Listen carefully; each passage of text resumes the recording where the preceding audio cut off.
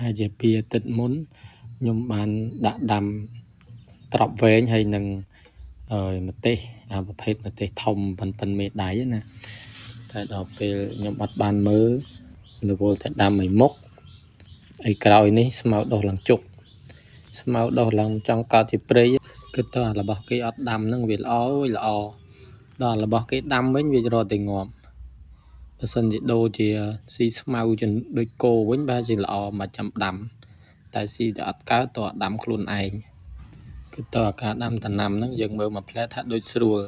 តាមពិតវាអត់ស្រួលទេបើយើងចេះដាំចោលវាមានអីតែបើដាំចង់បានផលផ្លែផ្កាតើយើងថែទាំវាថែទាំហ្នឹង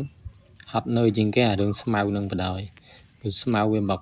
ដដើមគ្នាដោះជាមួយដំណាំដែលយើងចង់បានផលហ្នឹងណាជាងការដាំដំណាំដូចយើងចិញ្ចឹមកូនអញ្ចឹងបើយើងចិញ្ចឹមឲ្យតែបាយទឹកហូបធម្មតាអត់ណែនាំបរៀនប្រដៅវាចេះតែបានហើយធំឡើងដូចតែគ្នាគ្រាន់ថាធំឡើងវាអត់ចេះដឹងទៅវាពិបាកដល់យើងវិញដែរបើសិនយើងបានអប់រំបដៅទៅធំឡើងខ្លាចជាមនុស្សល្អយើងក៏មានមុខមានមាត់ហើយមិនសូវហត់នឿយចិត្តហត់កាយដោយសារកូនដែរដំណាំដូចគ្នាបើយើងមិនបានថែទាំវាឲ្យបានដិតដល់ទេវាធំហ្នឹងតែធំអត់ល្អអត់មានផ្លែអត់មានផ្កាយើងចង់បានផ្លែវាអត់បានផ្លែវាបានតែដើមអញ្ចឹងបើគ្រាន់តែដាំវាមិនហត់បានទេតែហត់ជាងគេអារឿងថែទាំវានឹងបណ្ដោយដាក់ជីស្រោចទឹកថែស្មៅ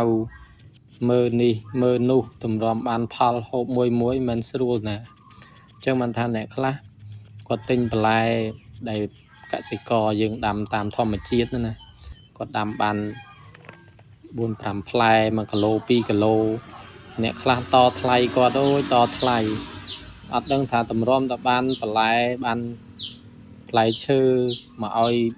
ម៉ែបងប្អូនហូបហ្នឹងថាគាត់ហត់នៅវាប៉ុណ្ណាត្រូវស្រោចទឹកត្រូវដាក់ជីត្រូវថែស្មៅតម្រាំបាន1គីឡូ2គីឡូលក់បាន 1000 2000គ្រាន់ទិញត្រីទិញសាច់យកមកហូបវិញតែអ្នកខ្លះក៏អត់យល់អញ្ចឹងទេបើទៅផ្សារទំនើបក៏អត់តថ្លៃគេប៉ុន្តែបើគាត់ទិញបន្លែទិញផ្លែឈើដែលដាំដោយផ្ទាល់ដៃ